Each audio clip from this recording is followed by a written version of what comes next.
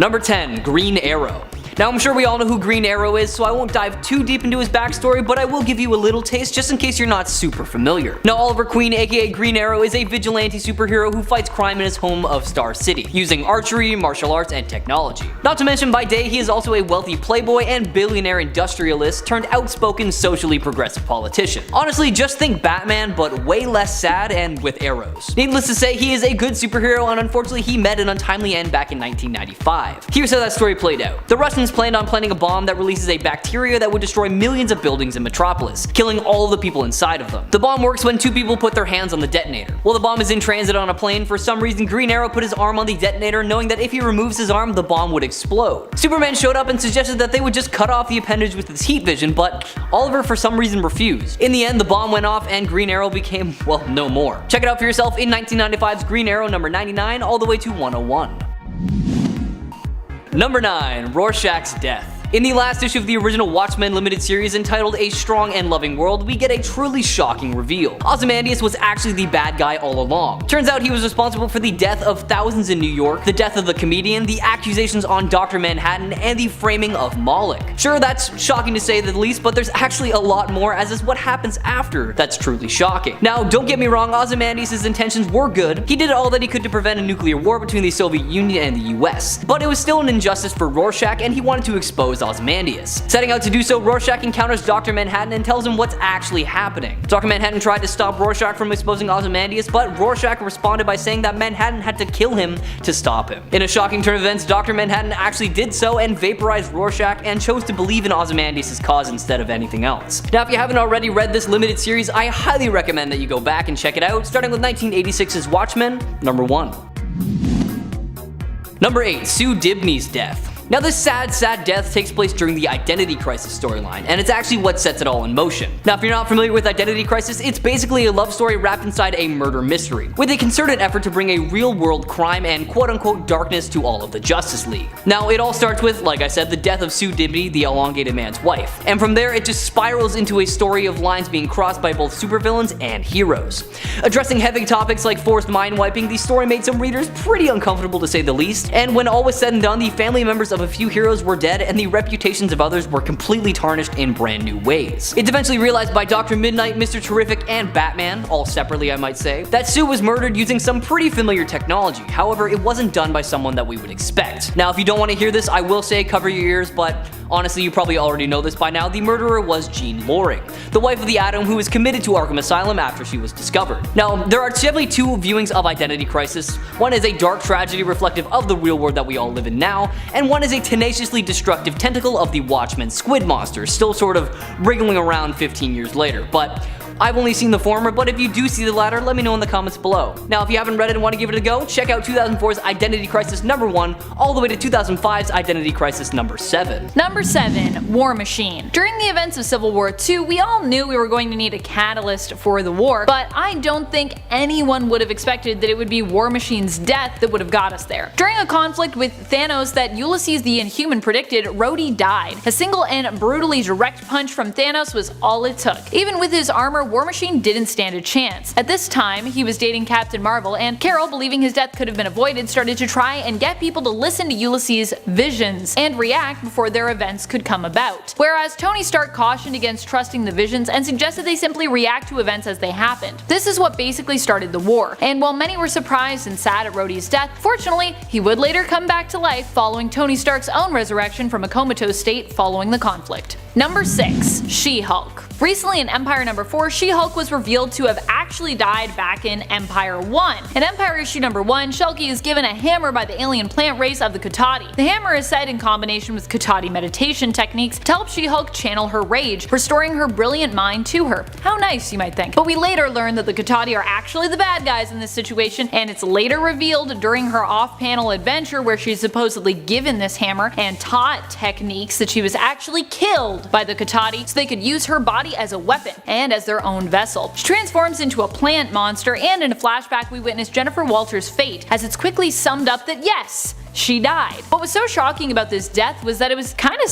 just skipped right over. We learn of the death and then it's kinda on to the next thing. Like, it's no big deal. Making you wonder if you really read what you just think you read. But yeah, you definitely did. Number 5. A death in the family. You might be thinking, but wait a minute, shouldn't we have seen this one coming at least? During the unfolding of a story involving Jason Todd's Robin leaving Batman's side and searching to find his birth mother, writers at DC allowed the fans to decide Todd's fate. Jason Todd had proved to be more unpopular in his role as Robin in comparison to the former Robin, Dick Grayson, and writers figured they'd let the fans decide whether Jason Todd remained as a character or was permanently wiped out. Killed. In the end, the votes were close, but the majority said that Jason Todd should perish. So, he did. What shocked many fans is that DC actually followed through, and this death was also pretty gruesome. Apparently, many fans who actually had voted thought it was a ruse, and so had not put too much consideration into their vote, assuming DC would never actually follow through with it. Letting the fate of Todd be decided by a fan poll even shocked Frank Miller, who commented that he thought it was the most cynical thing DC had ever done. Number 4. Heroes in Crisis. One of the more shocking superhero deaths to happen recently in DC was a massacre at the superhero mental rehabilitation center, The Sanctuary. This happened in the limited comic book series Heroes in Crisis. Many lost their lives in the massacre, including Roy Harper and reformed Poison Ivy. What was more shocking was when we learned that another superhero was responsible for the deaths, although the massacre for them was not intentional. Originally, the murderer was actually believed to be either Booster Gold or Harley Quinn, but it was later revealed that Wally West, who was also one of the suspected dead at the time, was the one responsible, and that his trauma had caused him to lose control of the Speed Force, which caused the energy blast that killed everyone. Number 3. Bucky Barnes. I don't think anyone would have expected Captain America's sidekick Bucky to have been killed, especially because originally in the continuity he wasn't. Both he and Cap had continued to fight on after the war, but it was later retconned that this wasn't actually the true heroic duo, and that they had actually gone missing during the end of World War II. Cap was then recovered, but we would later learn via flashbacks to World War II events of Bucky's death and how he had gone MIA while he was working with Cap. Bucky's suspected death was a surprising revelation and became known as one of the irreversible deaths in comics. That is until the early 2000s when Ed Brubaker, in another shocking twist, brought Bucky back, revealing he'd been alive this whole time and giving us the brilliant Winter Soldier. While the death of kid sidekick Bucky Barnes was shocking, discovering he was actually alive was even more so. Number 2. Death of Wolverine. While we knew that Wolverine's healing factor was beginning to fade due to a viral infection that was plaguing Logan, he was also one of Marvel's most popular characters. Wolverine was such a big character at this point in 2014 after years of being one of the most iconic X-Men and tons of animated and live action films only adding to his popularity. No one expected that Marvel would actually want to wish him ill. And yet, in September of 2014, the death of Wolverine began, which saw Wolverine hunted down by his enemies thanks to a bounty that had been placed on his head by Viper. In the end, it's actually revealed that the founder of Weapon X, Dr. Abraham Cornelius, is behind the plot to capture Wolverine. During the fight with Cornelius, Wolverine finds himself covered in liquid adamantium. This hardens around him, and due to his healing factor not working at the time, he suffocates and dies. Number 1. Death of Superman. The Death of Superman was a crossover story that was meant to shock readers and show them that the invincible Superman they'd come to know over the years wasn't quite as invincible as they maybe thought. Death of Superman was an event that began near the end of 1992 and took place over the course of what was almost a full year in real time, ending in October 1993. The idea for the story involving Superman's death actually came out of a passing joke. While brainstorming ideas for replacement stories for the story of Lois and Clark getting married, which DC decided to postpone, Jerry Ordway suggested they should just kill him. Sales for the Superman series had actually recently begun to drop off, and this joke quickly became the replacement plot for the wedding story, hoping it would remind people of Superman's importance. Number 10. Mysterio. All the events surrounding Mysterio's death were pretty nuts. Mysterio took his own life following his failed attempt to corrupt Daredevil. The whole Daredevil plot was also pretty nuts. One, because it was all quite involved as Mysterio tried to ruin Daredevil's life.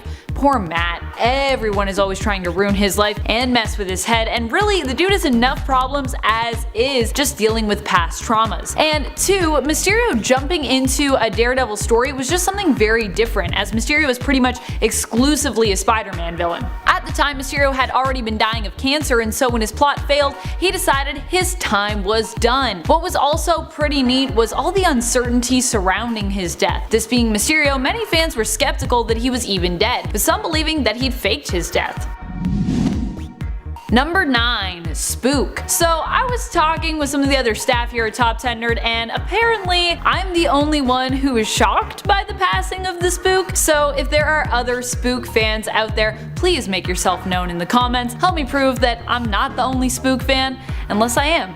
Boy, that would be embarrassing. More for Spook though, I think, than for me. For those who are less familiar with this Spook, he is a Batman villain known for being a master escape artist and for his hypnosis skills. The Spook was known for helping other criminals to escape from prison for a price. He actually helped build Gotham's maximum security prison and would find himself in prison there multiple times after being caught by Batman. Spook is a villain who has been around since the 1970s, and while he's appeared in under 50 issues, it's still always shocking to me when one of the original and older rogues passes away, because you know it's likely they won't be returning. Such was the case with Spook, who actually had been thought dead much earlier in his criminal career and returned 10 years later, but this time around in issue 657 of Batman, Damian Wayne killed him, taking his head as proof of the deed. Not something one usually comes back from, even if it has been. It's been over 10 years now as well in real life, so I don't think he's coming back. Number 8. Mr. Sinister. During the Messiah Complex storyline, Mr. Sinister was killed both memorably but also somewhat surprisingly. He was betrayed by Mystique, okay, maybe that part of it wasn't super surprising, who used a comatose and dying rogue as a weapon. Now that's kinda surprising. Taking the new mutant Messiah baby, later known as Baby Hope, for herself, and using Rogue's touch to kill Sinister. Not only was this death shocking, but it would help to pave the way for all of Sinister's clones to come. Number 7. Barry Allen's death. First of all, I just want to get it out there that the Crisis on Infinite Earths event is absolutely insane, and if you're not familiar with it, you should 1000% give it all a read. Put simply, it was an attempt to reboot the entire DC universe because everything had become a bit too confusing, and obviously DC's way of doing that was to just get rid of the multiverse and many of its characters, one of which being Barry Allen. Near the end of the event, Barry made the ultimate sacrifice by literally running himself to death in order to save countless lives. What he did is, in order to put a stop to the Anti-Monitor's plan to destroy the world with his antimatter cannon, Barry ran so fast that he created a speed vortex that would absorb the power of the cannon, but he ended up dying in the process. For years, the character remained dead, leaving the mantle to Wally West, the original Kid Flash, to serve as the Scarlet Speedster in his stead. Eventually, this story was retconned and it was revealed that Barry didn't actually die. But back in the day, this supposed death really hit home, and that's why it deserves a spot on this list today. Check it out for yourself in 1985's Crisis on Infinite Earths, number 8. Number 6. Supergirl's death. Now remember how I just said Crisis on Infinite Earths was an absolutely insane storyline and killed a ton of heroes? Well, sadly among those ranks was also Supergirl, losing her life one issue before Barry loses his. Now like I said before, the storyline was all about simplifying the DC universe and having it go back to its roots. And since there was originally only one Kryptonian on Earth, that meant Kara had to go. I'm glad to say though that the character was at least able to go out like a hero as she battled it out with the Anti-Monitor, who kept hitting her with lethal doses of his energy. She kept on fighting though until a lethal blow sadly took her out. Like the true hero she is, she sacrificed her life for her cousin Superman and died in his arms. Later we see Superman leave his Fortress of Solitude with the body of Supergirl wrapped in her indestructible cape, and he sets her free in space, promising to remember and miss her forever. Although this death was not as impactful as Barry's, I would argue that Supergirl's was much more shocking, as it was much more immediate than Barry's. Readers actually got to spend a few moments with Barry despite actually knowing that he was gonna die, while Kara's kinda just came straight out of left field. Check it out for yourself in 1985's Crisis on Infinite Earths, number 7. Number 5. Ted Kord's death. In the pages of Countdown to Infinite Crisis, the second Blue Beetle, Ted Kord, is left near bankruptcy after funds from his company were mysteriously stolen. His investigation into his missing fortune leads him to something much, much darker though. A conspiracy to wipe out the superhuman community orchestrated by the Justice League International's former manager, Maxwell Lord. Lord had definitely enjoyed his influence over the Justice League and the formation of Justice League International in the wake of Crisis on Infinite Earths. I mean, he was a wealthy and powerful businessman who claimed to have learned nobility and compassion from his late father, Maxwell Lord III.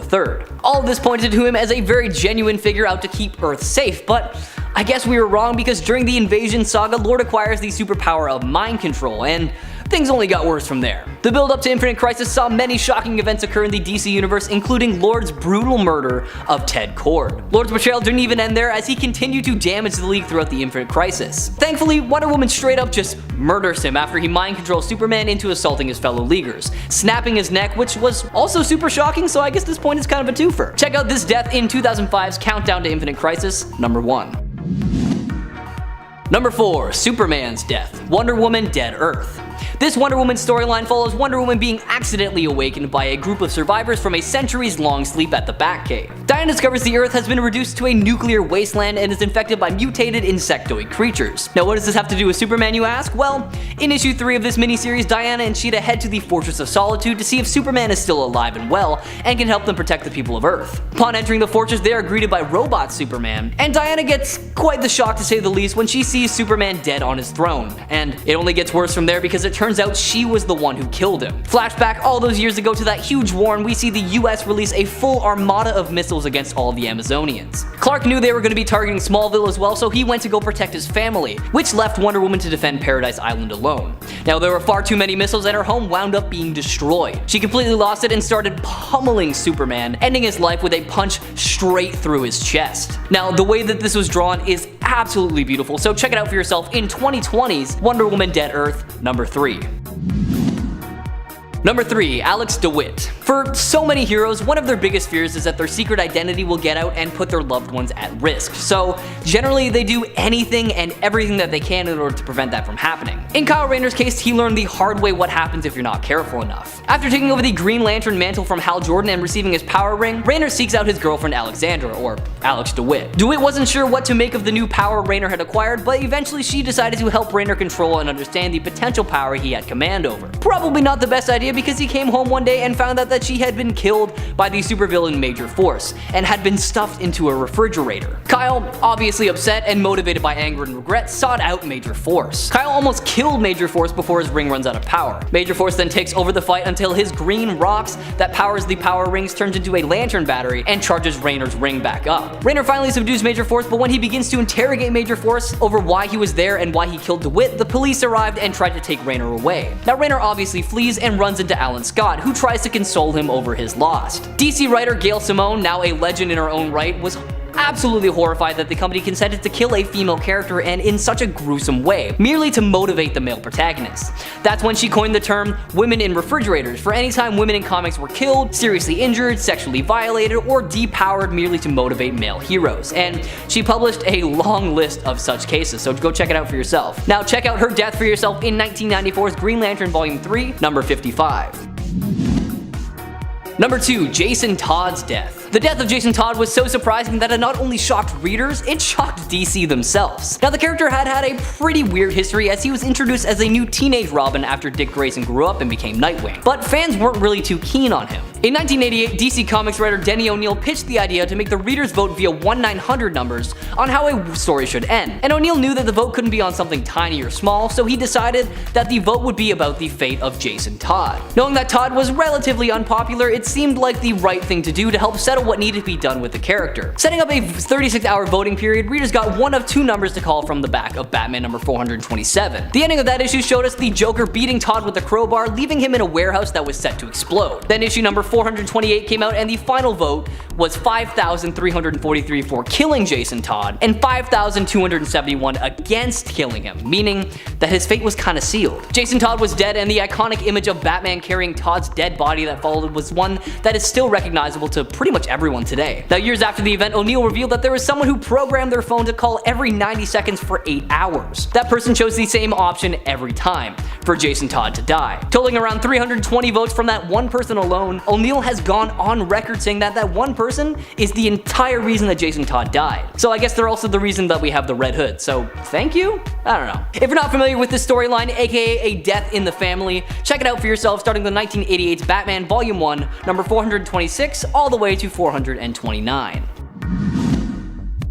Number 1. Death of Superman. Now of course, we have to talk about this one, we can't not. In 1992, the writers of the Superman titles had had enough of the Man of Steel and decided to just straight up kill him. Okay, not really. In response to not being able to do their original story, which was to have Lois Lane and Clark Kent get married, due to all the conflicts with the then upcoming Lois and Clark The New Adventures of Superman, the writers were racking their brain trying to figure out what to do, and they ultimately landed on this storyline. The way they pulled this off was they introduced a new character, an almost unthinkable monster whose only purpose was to destroy things. Known as Doomsday, this monster caused some serious destruction towards Metropolis. Jump forward a little bit to 1993 and we see Superman take on this unstoppable bad guy. Obviously Superman was able to take him down because you know, he's Superman. But both Doomsday and Superman ended up succumbing to their injuries at the end of the fight. Now, while some superheroes have been resurrected multiple times, this was the very first time that Clark Kent had bit the dust, and it sent shockwaves through the entire world of DC Comics. The aftermath of the story followed how the world reacted and who showed up to take its place, the latter part featuring the introduction of several new characters who stuck around to help later form the DCU. Death of Superman is one of the most far-reaching media events in comics history,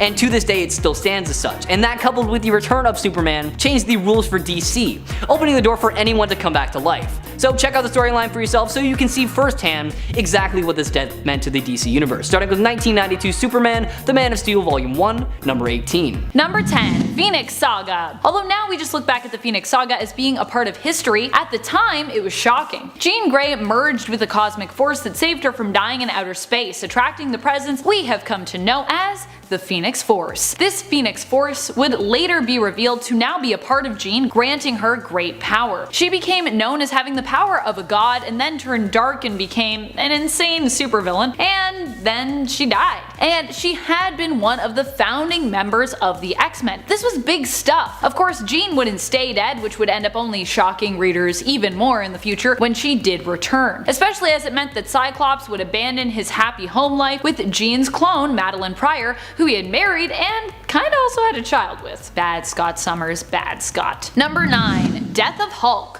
The difference between Jean's death during the Dark Phoenix Saga and that of Hulk's death during Civil War II is one felt at least like it was kinda coming from somewhere. We all knew that Bruce Banner at the time had been working to cure himself of his Hulk transformation. Amadeus Cho had ended up even trying to help his friend by trying to remove the gamma radiation from Bruce and take it into himself, turning him into the totally awesome Hulk, a more emotionally balanced version of the hero. Bruce Banner even gave Hawkeye a special Hulk killing arrow in case he ever began to transform once more, and instructed that Hawkeye should kill him should that come to pass. However, we don't really learn about this until after Hawkeye has done the deed. Instead, a tense argument with Bruce is interrupted by his swift death. Of course, Bruce Banner and his Hulk would be back, but at the moment he died, readers were likely thinking, wait, did I just read that right? Did Bruce's companion and friend Clint Barton just kill him? And yes, he did.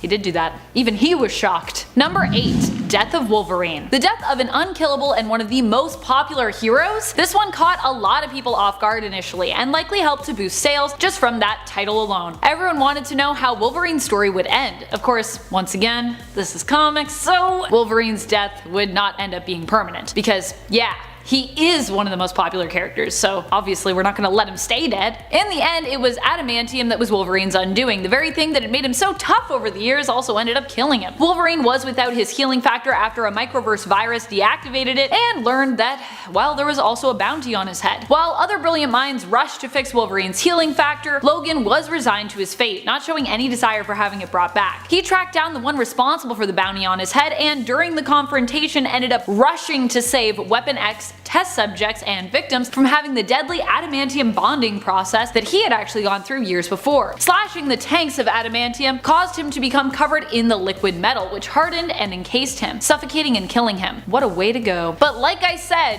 he would return. And with random burning hot claws to boot. Never forget that he has hot claws, though they never really come up. Number 7. The Killing Joke. Now I feel like I've already mentioned this before, but I am gonna mention it again. This is probably my favorite Batman storyline ever. The story involved the Joker breaking loose from Arkham Asylum, kidnapping Commissioner Gordon, and attempting to drive the man mad, all to prove that it only takes one terrible day to drive anyone crazy, which is actually a theme that was revisited in the Dark Knight movie in which the Joker believes anyone will do terrible things if the circumstances are bleak enough. Along the way, Joker attacked Barbara Gordon in a way that still has people talking decades later.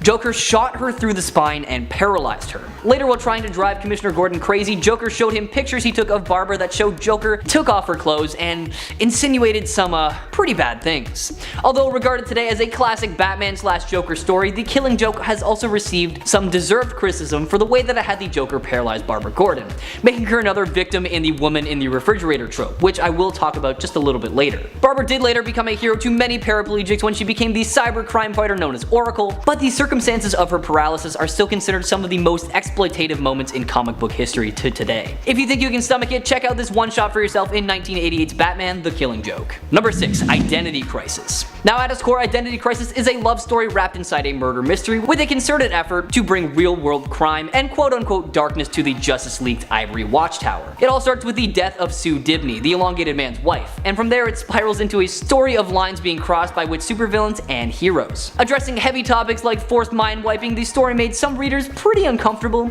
and when all was said and done, the family members of a few heroes were dead and the reputations of others were tarnished in brand new ways. It's eventually realized by Dr. Midnight, Mr. Terrific, and Batman, all separately I might add, that Sue was murdered using some pretty familiar tech. However, it's not done by someone that you would expect. Cover your ears now if you don't want to hear who it was. Okay, the murderer was Jean Loring, the wife of the Atom who was committed to Arkham Asylum after she's discovered. There are two viewings of Identity Crisis. One is a dark tragedy reflective of the real world, and one is a tenaciously destructive tentacle of the Watchmen squid monsters still wriggling around 15 years later. I've only seen the former, but if you've seen the latter, I would love to hear your thoughts in the comments below. Haven't read it and want to give it a go? Well, check out 2004's Identity Crisis number 1 all the way to 2005's Identity Crisis number 7. Number 5. Jason Todd's death. The death of Jason Todd was so surprising that it not only shocked readers, it shocked DC themselves. Now the character has had a pretty weird history, as he was introduced as the new teenage Robin after Dick Grayson grew up and became Nightwing. But fan reaction to Jason was pretty mixed. In 1988, DC Comics writer Denny O'Neil pitched the idea of making the readers vote via a 1-900 number on how a story would end, and O'Neil knew the vote couldn't be on something small, so he decided the vote would be about the fate of the second Robin, Jason Todd. Knowing that Todd was relatively unpopular, it would help settle what needed to be done with the character. So, setting up a 36-hour voting period, readers got one of two numbers to call from the back of Batman number 427. The ending of that issue showed us the Joker beating Todd with a crowbar, leaving him in a warehouse that was set to explode. Then issue 428 came out and the final vote was 5,343 for killing Todd and 5,721 against it, meaning his fate was sealed. Jason Todd was dead, and the iconic image of Batman carrying Todd's body that followed was one that is still recognizable to most comic fans today. Years after the event, O'Neil revealed there was actually someone who programmed their phone to call every 90 seconds for 8 hours. That person chose the same option every time for Jason Todd to die. Totaling around 320 votes from that one person alone, O'Neil has gone on record saying that one person was the reason why Jason died in the first place. If you're not familiar with this storyline, aka A Death in the Family, check it out for yourself, starting with 1988's Batman Volume 1 number 426 to number 429. Number 4. Alexandra DeWitt's death. For so many heroes, one of their biggest fears is that their secret identity will get out and put their loved ones at risk, so generally they do all they can in order to prevent that from happening. In Kyle Rayner's case, he learned the hard way what happens if you're not careful enough. After taking over the Green Lantern mantle from Hal Jordan and receiving his power ring, Rayner seeks out his girlfriend Alexandra, or Alex DeWitt. DeWitt wasn't sure what to make of the new power Rayner had acquired, but eventually helped Rayner control and understand the potential he had command over. In hindsight, probably not the best idea, because one day he came home and found out that she had been killed by the supervillain Major Force and had been stuffed into a refrigerator. Kyle, obviously upset and motivated by anger and regret, sought out Major Force. Kyle almost killed Major Force before his ring runs out of power, and then Major Force takes over the fight until his quote-unquote green rock that powers the power rings turns into a lantern battery and charges Rayner's ring. Rayner finally subdues Major Force, but when he begins to interrogate Major Force over why he was there and why he killed DeWitt, the police arrive and try to take Rayner away. Rayner obviously flees and runs into Alan Scott, who tries to console him over his loss. DC writer Gail Simone, now a legend in her own right, was horrified that the company had consented to kill a female character in such a gruesome way, merely to motivate the male protagonist. She coined the term "women in refrigerators" for any time women in comics were killed, seriously injured, violated, or depowered merely to motivate male heroes, and she published a long list of such cases. Check out her death for yourself in 1994's Green Lantern Volume 3, number 55. Number 3. Death of Superman. In 1992, in response to not being able to do their original story, which was to have Lois Lane and Clark get married, due to conflicts with the then upcoming Lois and Clark The New Adventures of Superman, the writers of the Superman titles just decided to straight up kill him instead. The way they pulled this off was to introduce a new character, an almost unthinkable monster whose only purpose was to destroy things. Dubbed Doomsday, he cut a swath of destruction towards Metropolis. Jump forward a little bit to 1993 and we see Superman take on this unstoppable bad guy. Now obviously Superman was able to take down the bad guy because he's, you know, Superman, but both Doomsday and Superman ended up succumbing to their injuries at the end of the fight. While some heroes have been resurrected multiple times, this was the first and only time that Clark Kent bit the dust, and it sent shockwaves through the entire world of comics. The aftermath of the story followed how the world reacted and who showed up to take his place, the latter part featuring the introduction of several new characters who stuck around to help form the later DCU. Death of Superman is one of the most far-reaching media events in comics history, and that coupled with the return return of Superman changed the rules for DC forever, opening the door for anyone to come back to life. Check out the storyline for yourself so you can see firsthand what this death meant to the DC universe, starting with 1992 Superman The Man of Steel Volume 1, number 18. Number 2, Crisis on Infinite Earths. By the mid-1980s, many of DC's superheroes had been around for about 50 years, and things were starting to get a little bit confusing. Early versions of characters didn't match up with later versions, and the comics had way too many continuity problems regarding ages, time periods, powers. There were just little flaws in continuity everywhere, especially with their bigger characters. Now, while most fans were willing to overlook these flaws, it was becoming more and more problematic with each passing year. Crisis on Infinite Earths changed the whole landscape of the DC universe and served as the first time a comic book company would reboot its entire continuity in order to revamp everything. Crisis on Infinite Earths essentially wiped out all of these continuity issues, the multiverse, and even several characters, because, you know, back when character deaths actually meant something, giving us a streamlined, consistent DC universe for the first time in a very long time. The storyline itself brought together heroes from all over DC's universes to battle the Anti-Monitor, and ended with some major deaths. As well as resetting the DC universe and revitalizing characters and storylines, Crisis was one of the first major overarching comic book crossover events. It really goes without saying, but if you haven't read this storyline yet, then you're truly missing out, so check out 1985's Crisis on Infinite Earths number 1, all the way to 1986's Crisis on Infinite Earths number 12. And number 1, massive layoffs. This is actually something that Amanda brought to my attention, and when I read more about it, I knew this had to be at the top of our list today. Taking place in early to mid-August, so this month, there were rumors going around that DC had not only laid off a ton of employees, they'd also completely shut down DC Collectibles.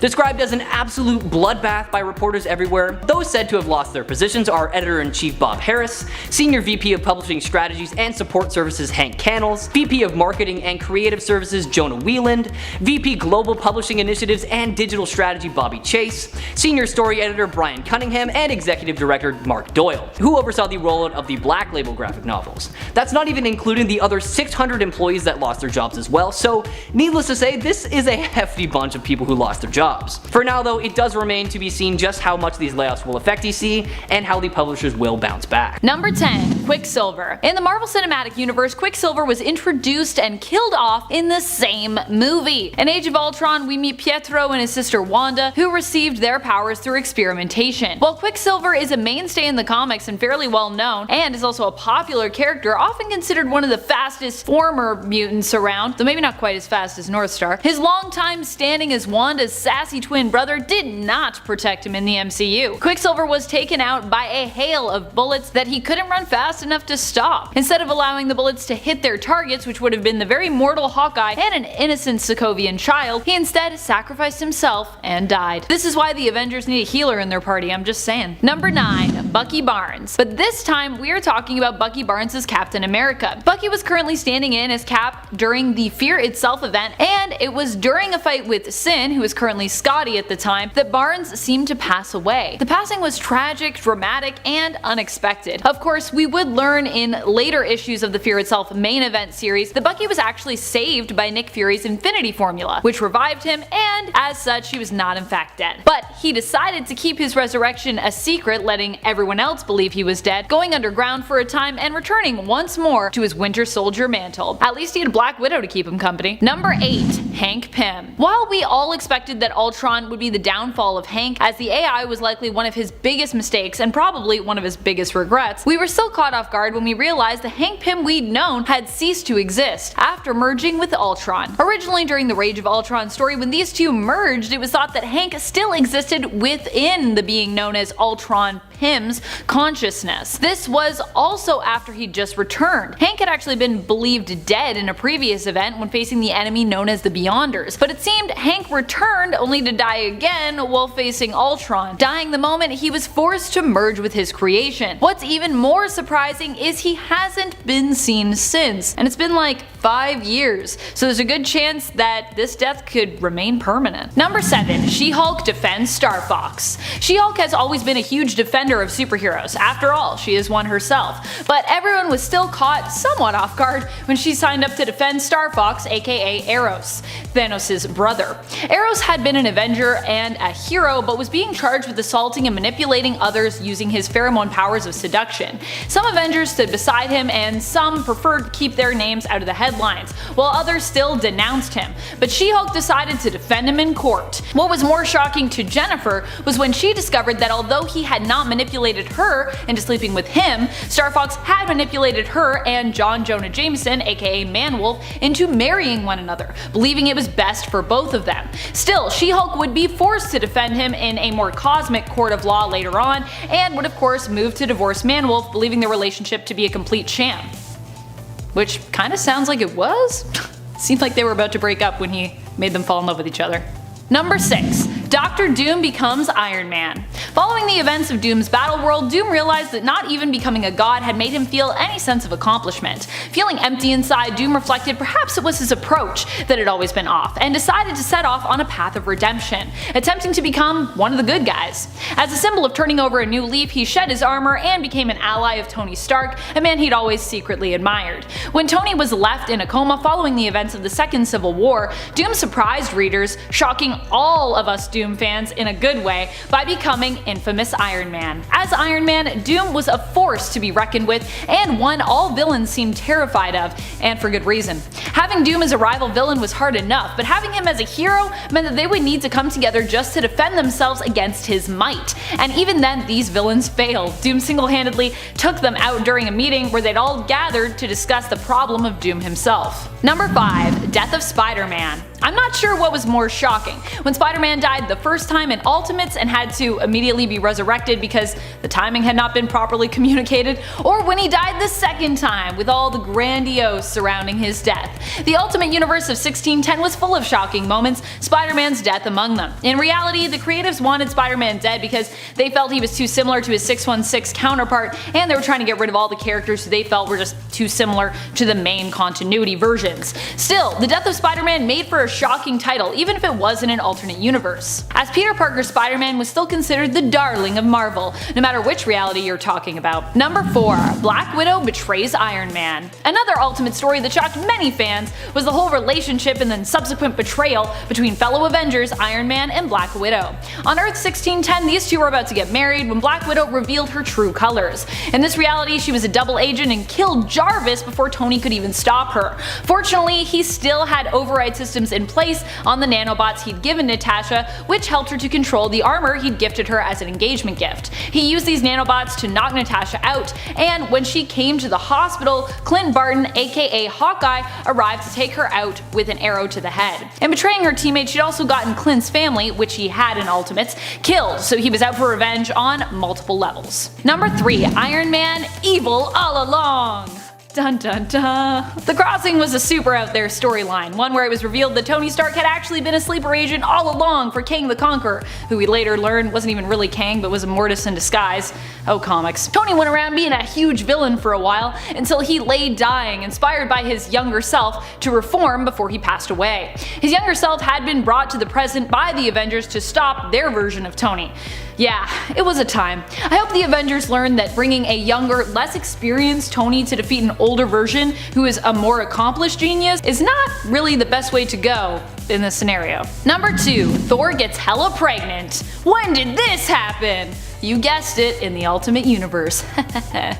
Should just call this top 10 Marvel shocking moments of the Ultimate Universe. In the Ultimate Universe, however, Thor and Hela do not appear to be related, so at least there is that. But still, this is a shocking story for those who just happened to pick up a comic off the rack at the time. What happened was Thor wanted to leave Valhalla. In order to do so, he had to give Hela an heir, which was a term he agreed to. Yikes. Number 1. Return of Bucky Barnes. Bucky Barnes was one of the exceptions when it came to comic book character deaths. With most characters, there is always the expectation that the day will come where they will inevitably return, no matter how finite their death may have seemed or how many times the character has seemingly perished. However, Bucky's death was one of the few that was accepted as permanent. In truth, it had happened because Marvel wanted to move away from the idea of child sidekicks. Stan Lee especially was not a fan of that concept. In fact, you'll notice a good many of Marvel's heroes have been without kid sidekicks throughout Marvel history because of this. In 2005, Ed Brubaker made comic book history when he gave us the story of the Winter Soldier, resurrecting Bucky as a brainwashed assassin, bringing back one of the few characters who we expected to stay dead for good, alongside Marvel's Uncle Ben. But don't worry, Ed Brubaker did not bring back Uncle Ben. Uncle Ben's still pretty dead. What's more, Brubaker created an ending that could easily allow us to keep Winter Soldier or discard him based on how fans received this story. For Brubaker, the reasoning as well was that if Cap could have come back, then why couldn't Bucky? Also, we never saw him die on panel, so. Fortunately, this story that he told, while shocking, was well received, and so Bucky Barnes as the Winter Soldier returned for good. Woohoo! Number 10. Superman and Wonder Woman's carnal embrace. Hopefully we all know who Frank Miller is, one of the most influential and popular creators in comics today, having wrote and illustrated Batman The Dark Knight Returns and The Dark Knight Strikes Again. Ring a bell? Okay, good. Well, Frank Miller was also responsible for one of DC's most disturbing moments when he portrayed Superman and Wonder Woman, how should I say this, getting it on? All things considered, we've probably seen worse, right? After all, DC had Superman and Wonder Woman dating as part of their New 52 continuity, so it should come as no surprise that the two would, you know. However, Frank Miller's over-the-top writing showed that this act was actually killing an untold number of people. How, you might ask? Well, in one specific case, as these two godlike beings fly up in the air and crash down to Earth during the act, we see earthquakes erupting all over the planet, hurricanes forming, tsunamis going nuts, and Hawaii was actually completely evacuated. All for the payoff of a super dumb pun, with Wonder Woman noting that the Earth moved. But sure, it's a cute joke, but how many people died due to the carelessness of these two? Now, I couldn't find the exact issue that this takes place in, but I know what happens in The Dark Knight Returns, so if you know it or can find the issue, post it in the comments below so we can all check it out for ourselves. Number 9. No More Watchmen. In the last issue of the original Watchmen limited series entitled A Strong and Loving World, we get a truly shocking reveal. Ozymandias was actually the bad guy all along. Turns out he was responsible for the deaths of thousands in New York, the death of the comedian, the accusations on Dr. Manhattan, and the framing of Moloch. Sure, that is shocking to say the least, but there's actually more, as it's what happens after that that's truly shocking. Now, don't get me wrong, Ozymandias' intentions were good. He did all that he could to prevent a nuclear war between the Soviet Union and the US. But it was still an injustice for Rorschach, and he wanted to expose Ozymandias. Setting out to do so, Rorschach encounters Dr. Manhattan and tells him exactly what happened. Dr. Manhattan tries to stop Rorschach from exposing Ozymandias, but Rorschach responded by saying that Manhattan had to kill him first in order to stop him. Now, in a shocking turn of events, Dr. Manhattan actually vaporized Rorschach and chose to believe in Ozymandias' cause instead. If you haven't already read this limited series, I highly recommend that you go back and check it out, starting with 1986's Watchmen, number 1. Number 8. Emerald Twilight. In the mid-90s, DC decided that it was finally time for the second and most well-known Green Lantern, Hal Jordan, to step down from the mantle so that it could be passed on to someone else. So how did DC decide to end the career of one of their most beloved heroes? Well, they couldn't just send him off quietly. Of course they had to turn him into a villain of some sorts, undoing pretty much all of the good he's ever done. In the reign of Superman's storyline, which took place after the death of Superman's storyline, Hal's home of Coast City was completely destroyed by the villains Mongol and Cyborg Superman. As a result, the city was demolished and its 7 million citizens were killed. This turn of events made Hal completely lose it, and he believed that if he could steal all the main power batteries' energy, the source of the Green Lantern's rings, he could permanently rebuild Coast City. To do so, he killed all of the remaining Green Lantern Corps and the villain Sinestro, which led to him becoming the villain Parallax. To DC's credit though, they later redeemed Hal by having him sacrifice his life to restart the sun during the Final Night storyline, and revealing that his madness had been caused by being possessed by an entity made of fear. Hal would later go on to reform the Green Lantern Corps thanks to the expert guidance of Jeff Johns, but Emerald Twilight does still remain a black spot on DC's legacy. Check out this insane storyline for yourself in 1994's Green Lantern Volume 3, number 48 all the way to number 50. Number 7. Nick Fury becomes a Watcher. Basically, the story here is that the villain known as Orb, working with a few other villains, was jealous of Uatu the Watcher and decided to shoot him and steal his eye so that he could have the power of a Watcher. However, when Nick Fury found out about this tragedy, he immediately went to investigate, as he did not know who was behind the ordeal. The Watcher actually refused to tell Fury what he knew, as it was not really his role to do so, only to watch and observe, not to interfere, even when he himself had been interfered with. That is some respect right there. He's like, this is my job, that's it, even if I'm kind of bleeding and maybe dying. Because of this, Fury felt he had no choice and killed the Watcher and stole his other eye, which contained Uatu's memories, in order to try to figure out who was responsible for the previous theft and for attacking Uatu. Eventually, Fury managed to get the confession he sought and discovered the Orb was responsible. One of the other villains the orb had been with at the time, Dr. Midas, returned to the Watcher's Citadel in order to absorb even more power from Uatu's corpse. Fury overloaded him using the power of the eye that was in his possession. This resulted in an explosion that seemingly killed both Midas and Fury, but in the end it was discovered that Fury had survived. As punishment for his sins, because all of this took place in the original Sin story, the Watchers turned him into Uatu's replacement, forcing him to be the chained observer of Earth known as the Unseen. Number 6. Civil War. Not the second one though, that one was much less of a shock, I think. But the first Civil War got people excited while also amazing them when it first came out. Captain America and Iron Man had always kind of been at odds, but they were also friends and colleagues who had worked side by side for years as part of the Avengers. The notion that these two would be declaring all-out war on the other was pretty huge, especially when it came to the politics of what was going on, where Stark was advocating for his Superhuman Registration Act, or the Superhuman Registration Act. Kinda became his later though. Which would demand more accountability for heroes and would basically make them all government agents. Iron Man believed this could help to prevent potential casualties during world-threatening situations and events. Cap, however, did not believe that superhumans needed to be restricted and stood for freedom of superhumans. In the end, Captain America looked at the damage the war had caused and decided to surrender, but was seemingly assassinated by a time-traveling bullet on his way to prison, which ends the war. I could explain more about the time-traveling bullet, but that would be a whole other video, really. Number 5. Death of the Ultimate Universe. So we all kinda saw this one coming, but it was still shocking. While the Ultimate Alternate Universe of Earth 1610 was one that had a lot of weird problem areas, it also gave us a lot of great and inventive takes on characters and some really cool moments. So despite the fact that it had kind of been run into the ground, many fans were still left flabbergasted when the line was cancelled after years of existing and being considered relatively successful. Sure, we still gotta keep some of our favorite characters from 1610 like Miles Morales and the villainous Reed Richards known as the Maker, but it was still shocking to know that almost everything and everyone else from that universe was gone forever. Even heartbreaking for some. RIP Ultimates. You live on in our dreams. Number 4. Spider-Woman revealed as Skrull Queen. Skrulls have been a known shape-shifting race in the comics since they were first introduced in Fantastic Four issue 2 in the 1960s, but that doesn't mean that their almost completely secret invasion of Earth didn't shock and surprise us. Secret Invasion was an event that made everyone question everything they knew. No one was to be trusted because you didn't know if who you were talking to or even thought you had known for years could secretly have been a Skrull. Needless to say, when it was finally revealed the Skrull Queen had actually been hiding disguised as accomplished Avenger and sometimes detective Jessica Drew, aka Spider-Woman, people were shocked. Even more surprising was the fact that Norman Osborn, of all people, was the one to take her out. Number 3. Gwen Stacy and Norman Osborn's ship. During the Sins Past story, it was revealed that Gwen Stacy had a secret and kinda creepy relationship with Norman Osborn.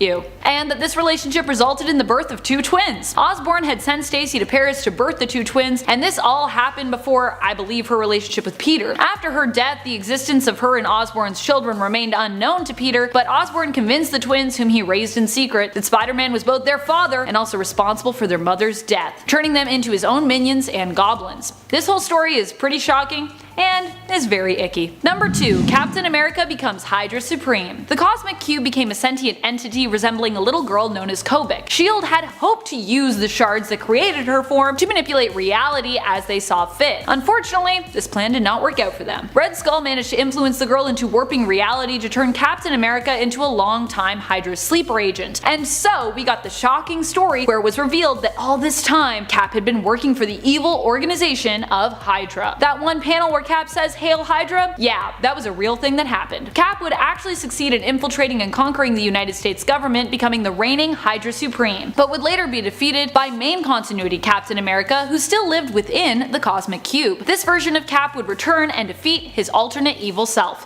Whew! Thank goodness. Number 1. Miss Marvel's surprise pregnancy. I wish this was a shocking moment that I could forget, and yet I cannot. And I cannot also believe that someone greenlit this story. We learn in issue 197 of Avengers that Carol Danvers as Miss Marvel is pregnant. Not only that, but her pregnancy seems to be progressing along at an alarmingly quick rate. Carol is scared, but is reassured by Wanda, to whom she revealed her secret identity, that she is an Avenger, which means she has a group of friends who will stand by her no matter what. Unfortunately, what that ends up meaning is a group of friends who actually don't really seem to listen to her, celebrating the pregnancy and kind of shaming Carol somewhat for not being happier about it, despite the fact that Carol is terrified and has no earthly idea how this could have happened to her. It's later revealed that her baby, who grows up rapidly and introduces himself as Marcus, is also kind of the man who got her pregnant, or an extension of him anyways, who had to do so in order to use her body as a means of escaping limbo, but then realizes that his presence in the world is too dangerous.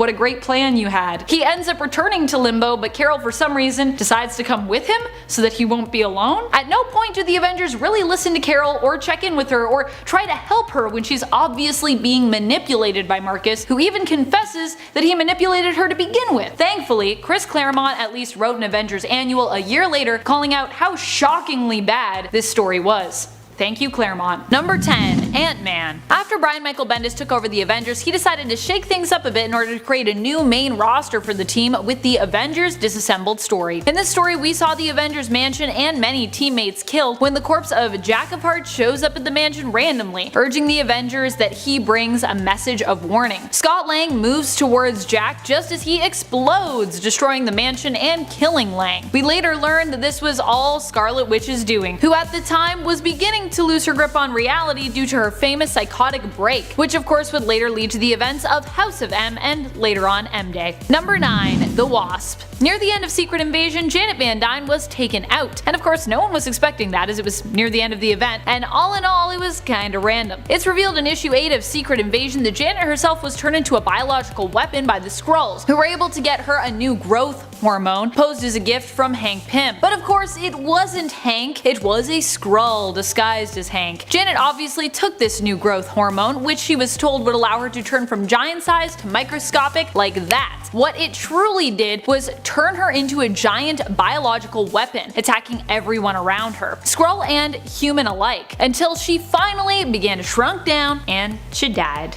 Number 8.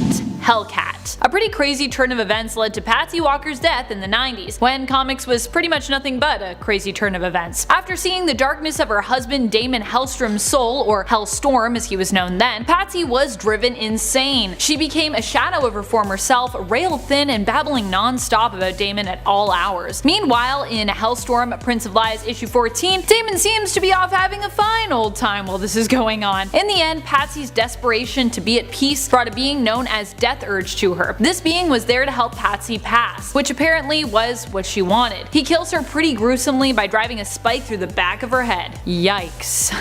And she has to go fight people in hell for a bit. That's how it goes. Number 7. Carnage. To be honest, Carnage has had a few shocking assumed deaths over the recent years. One of these happened during the events of Axis when Carnage's alignment was inverted. Carnage took on the mantle of your friendly neighborhood Carnage and set out to try and be a hero, which was already surprising and disturbing enough, especially considering that Cletus Cassidy was still psychopathic and still had violent urges and tendencies that he struggled against. One of the most surprising moments of Axis was when Carnage helped in the fight against the alignment reversed evil X-Men, who attempted to set off a gene bomb which would kill all humans in the vicinity. I feel like it was a big vicinity, but I'll let people in the comments argue how big that vicinity was. I think it was like all of New York. Spider-Man, who was still a hero, and Carnage were unable to defuse the bomb in time, and so Carnage chose to sacrifice himself, shapeshifting around it to absorb and prevent its blast radius. Of course, we assumed that Carnage had been killed during this noble act, but like most other times when we suspected Cletus dead, he just lost his legs and would later return to his evil ways. Man, how many legs has that guy had? A lot of legs. Number 6. Black Mask. Black Mask had crossed paths with Catwoman before, and he had even tortured her sister Maggie, but he likely never expected Selina to kill him because, well, she thought of herself a hero usually. However, the next time he moved to threaten her, kidnapping and torturing Slam Bradley, a Gotham detective and sometimes ally of Catwoman's, he realized he messed with Selina at the wrong time. The Black Mask ended up taking on Catwoman directly, thinking he had her cornered while he threatened pretty much everyone she loved. Of course, Black Mask was unaware that Catwoman was currently questioning her own alignment, having just discovered that she had been manipulated into becoming a hero by Zatanna. He was as surprised as we were when Catwoman decided to shoot him right in the head, killing him. She was like, am I a hero, am I a villain? Maybe I'm both. You can be both, I think. I think that's a thing. It's called an anti-hero. Number 5. Molecule Man. Owen Reese, aka Molecule Man, was a longtime villain until recently. After his involvement in God Emperor Doom's battle world, where he was basically kept as a prisoner and used as a power source by Dr. Doom, Reese agreed to help Mr. Fantastic rebuild the multiverse. Using Molecule Man's power, Reed Richards succeeded in doing so, returning the multiverse to the way it was meant to be and kind of improving it in some areas. Unfortunately, during their adventures together, the Future Foundation was set upon by a new villain known as the Griever at the End of All Things, who had her endlings devour Molecule Man's body. Because he had used parts of himself to anchor the multiverse, Molecule Man was no longer as infinite as he once had been, and randomly died at the hands of this new villain. Wow, what a way to go, especially considering he was such a cool villain. Oh well, RIP.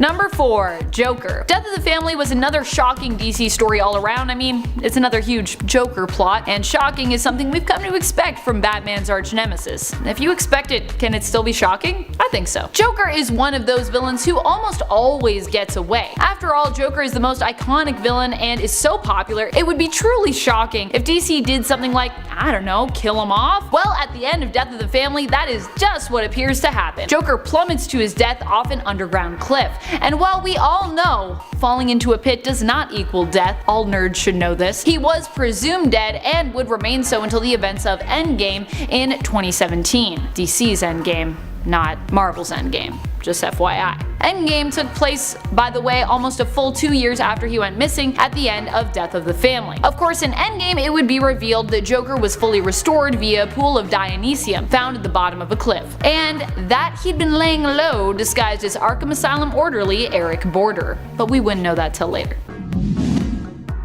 Number 3. Darkseid. During the Darkseid War, we saw one of the strongest supervillains, Darkseid, defeated. Pretty impressive. It took a lot, but when the Flash merged with the Black Racer, in addition to exposure to the anti-life equation, Darkseid was finally defeated, and not just defeated, killed. This form of Darkseid would seemingly be gone forever, but in its place we did get a new Darkseid following these events. The baby of Earth 3's villainous Lois Lane, aka Superwoman, and Alexander Luthor, was taken in by Darkseid's daughter, Grail, to be raised as the new Darkseid imbued with Darkseid's essence. Little essence of Darkseid in there. Now you got a new Darkseid baby. Also, it's super weird that Darkseid is raised by his daughter, but whatever.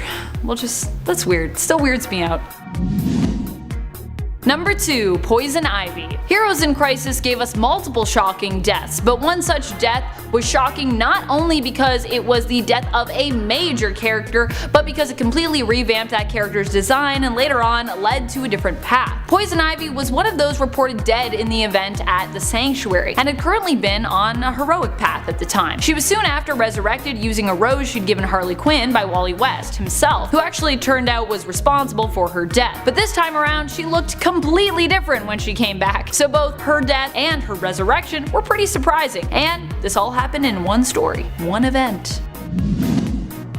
Number 1. Thanos. Recently, Thanos was killed off randomly in issue 6 of the 2019 Guardians of the Galaxy series. Of course, with Thanos we know that no death will likely ever be finite for the big guy. But still, the fact that his death wasn't part of some massive event was pretty surprising and shocking. Like, if you weren't reading Guardians of the Galaxy, you might even have not known that this happened. Of course, his final death came hot on the heels of what we thought was already his final death. Gamora had killed him previously in Thanos Legacy issue number 1, even going so far as to behead the Mad Titan, but his lady love at the time, Hela, working with the Black Order, sought to resurrect Thanos. Yeah, Hela and Thanos' relationship is kind of random and sort of emerged from a villainous working relationship originally, though I guess it also makes sense somewhat as Hela is the Asgardian goddess of death, and that's usually something, Thanos is into. It's all about death. Thanos was resurrected, but the process was interrupted, meaning that not all of Thanos' mind had returned to him. In the end, Hela and Thanos ended up sucked into a black hole, so it's also likely that we could see them both again somewhere in the near future, but I feel like usually most people that go into a black hole in real life, you're probably dead. Number 10. Loki returns. Although Loki is a trickster that we all expect to return eventually, when he came back as a woman, many fans were shocked at his new form. Though mythologically speaking, Loki is known as an accomplished shapeshifter, and even in Marvel, some of this is carried over. Still, the question remained of why this form? While Loki gave his own excuses, it was later revealed revealed that he'd hijacked Sif's body to achieve his Lady Loki form, and would be forced later on to relinquish it. He would also die in return as Kid Loki, who had no knowledge of the villain his older self had been. And now, shockingly enough, but not if you're a fan of Norse mythos as I said, we have a version of Loki that can easily change between all of his forms at will. Pretty cool. Number 9. Wolverine defeats Hulk. Maybe not one of the most shocking moments per se, but definitely gave us a shocking panel.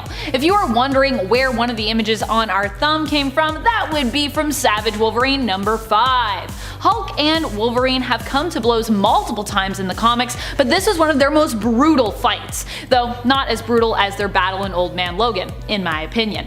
During this story, Wolverine was attracted to Savage Land due to a device calling out to others to create chaos, so that an ancient monster from beneath the island could be released. Kind of a Cthulhu-looking space thing? Wolverine managed to get his wits about him, but was met there shortly after by an out-of-sorts Hulk. Wolverine figured the best way to take out Hulk was by pouncing on him and sending his adamantium claws clean through his brain. Alas, this didn't help that much, and the monster still escaped its prison, soaring off-world to meet more alien monsters out in space. Oh dear. Number 8. Hulk becomes immortal. We talked about Hulk's death by Hawkeye's arrow on part 1 of this list, but what we didn't talk about is how even after that shocking death, he just kept coming back. So many times in fact that it gave writer Al Ewing an idea. What if Hulk actually couldn't die? This concept allowed him to write a story which brought us back to the dark origins of Hulk, a man who would originally turn into a monster when the sun set. This was the original transformation story for Hulk, not based on emotions turning him into some sort of psychological horror, but based on old monster stories like that of Frankenstein, werewolves, and Dr. Jekyll and Mr. Hyde. When we got the immortal Hulk, this was how we were introduced to the big green hero slash monster, as an immortal being that when the sun sets, even when Banner had been killed, would rise again. Even though this concept was the original concept for the character, it was one we'd become so removed from that it shocked readers in a delightful way, reinventing the character they'd come to love by taking us back to his roots. Number 7. Green Arrow. During the CW-verse Infinite Crisis event, Green Arrow died sooner than expected, shocking fans. Fans of the Arrowverse likely expected the death would be coming at them, as it had been foreshadowed previously, but what they didn't expect was that Oliver Queen, played by Stephen Amell, would die so soon into the event. He died within the first part of the event, shocking many. The fact that the death came as a surprise was just what the network wanted. Fans expected Oliver Queen to die, they reasoned, so why not catch them off guard with their timing? And so they did just that. I mean, it was also just shocking in general that they decided to kill off and end the show that started the CW/DC verse, the Arrowverse, which is still going on and is still often referred to as the Arrowverse, despite Arrow ending, but I guess they had a good 8-season run. Number 6. Batman. Usually when Batman dies, it's in a way that seems very non-final. He'll fall into a pit or go MIA and be presumed dead, or he'll get terribly injured, but manage to recover somehow. When you compare his standard deaths to the one that he suffered in Final Crisis, it's easy to understand why it appeared to be so shocking. In Final Crisis, he was basically mummified by Darkseid, who attacked Batman with his Omega beams after Batman managed to wound him. It was bad. Superman managed to recover Bruce's body, which basically just looked like a skeleton. This was Batman at his most dead. The most dead I feel like that we'd seen maybe ever, leaving people to wonder how Batman would even recover from this. Of course, sure as the sun rises in the east and sets in the west, he did return, though the explanation for him returning was so bad and strange, it was almost more shocking than his death. Number 5. Hulk. In Civil War II, Bruce Banner and the Hulk were put to rest for good. Bruce no longer wanted to be plagued by his Hulk form, and so took a few measures to make sure this would never happen again. After Amadeus Cho helped his friend Banner by taking away his burden and transferring all Bruce's gamma radiation into himself. To make sure that he never again transformed into the big green giant, Bruce had an arrowhead constructed made of gamma-enriched vibranium, basically making his own version of a silver bullet. He entrusted the arrowhead to his friend and teammate Clint Barton, aka Hawkeye. Although Banner had not turned green or had an episode in some time, when in When human Ulysses predicted that it would come to pass and would cause massive deaths, Hawkeye did not hesitate and swiftly executed Bruce before he had a chance to transform. Of course, it's probably them chasing him down and trying to catch him that made him transform in the first place, so that prediction, who knows. However, this was the end of the Incredible Hulk, but it would lead to the beginning of the Immortal Hulk that everyone has come to love. Number 4. Kitty Pryde. Captain Kate, as she currently prefers to be called, or I guess I should say preferred, recently had a very shocking end to her character. What's more, although all mutants can pretty much return whenever needed due to the 5 merging their powers to resurrect any fallen mutant, Captain Kate has not even been able to set foot on Krakoa, which for some reason doesn't seem to recognize her as a mutant, cutting her off from her friends. During Marauders, Kate was betrayed by none other than Sebastian Shaw, and it was revealed that, like the portals, Kate was unable to phase through Krakoan plant life, leaving her and Lockheed swimming with the fishes, Kate appearing to drown while tangled up in Krakoan roots, and leaving fans wondering when or if they'd ever see her return. Number 3. Cable. In a surprising turn of events, Cable killed Cable during the miniseries Extermination. The death of older Cable came about when both he and young Cable disagreed on how best to avoid a catastrophic future event. Older Cable aimed to avoid the catastrophic future by showing the younger X-Men responsible the error of their ways, whereas younger Cable believed they just needed to be straight up eliminated to prevent the events from taking place. Young Cable believed his older self had become weak and soft, and so killed him. It was also pretty crazy that the issue in which old Cable died was also the issue in which young Cable first appeared, though we wouldn't actually even find out till the end of the issue that old Cable's murderer was actually his younger self, leaving many fans shocked that a younger Cable was appearing to take the place of the established, grizzled, and well-loved older version. People are still, I feel like, kind of shocked by it. Even today. Number 2. Black Widow. There was a point when I definitely saw this death running headlong at us, but I was hoping, like almost everyone, that there could be another way. Please, there's gotta be another way. Of course, there wasn't. In the MCU, Black Widow chose to sacrifice herself in order to recover the Soul Stone, which the Avengers needed to rebuild the Infinity Gauntlet, reverse the effects of the snap, and save basically 50% of the universe, including their other colleagues, friends, and fellow heroes who had perished. We knew something would have to be sacrificed to get that Soul Stone, because we saw that before. We knew it was coming, and yet it still didn't hurt or surprise us any less when it did. Especially considering that it seems like this is a permadeath for Black Widow in the MCU, and that there will be likely no way of bringing her back. She died before she even got her own movie.